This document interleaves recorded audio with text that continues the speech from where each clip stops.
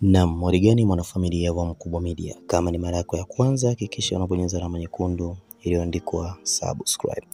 Ni kwamba Harmonize ameweka kodi kubwa nyingine katika muziki wake, ambapo kwenye album ya Afro East, ambapo ni album yake ya kwanza kama sikosei, aliweza kuitoa miaka kadhaa iliyopita.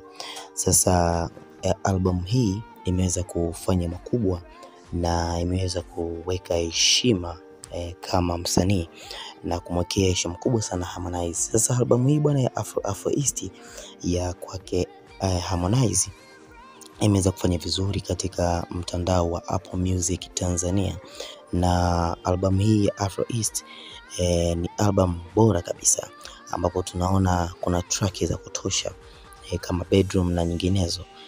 Basi albamu hii imeweza kushika namba 26 katika mtandao wa iTunes, na hii inakuja baada ya kufanya vizuri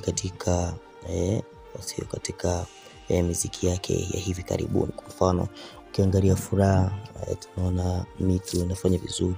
Kwa hiyo album ya Afro East imeweza kushika namba 26 na ikiwa ni miongoni mwa album bora ambazo Harmonize aliwahi kuzitoa katika career yake ya muziki.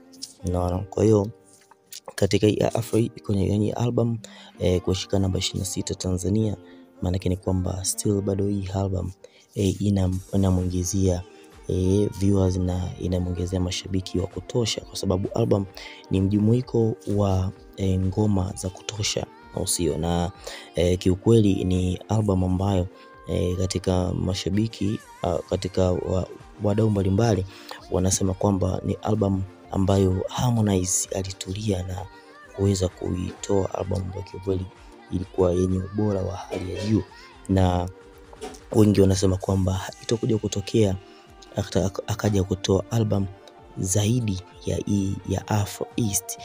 Afro East bana ilikuwa ni bonge moja album ambayo kiukweli Harmonize aliweza kuitoa.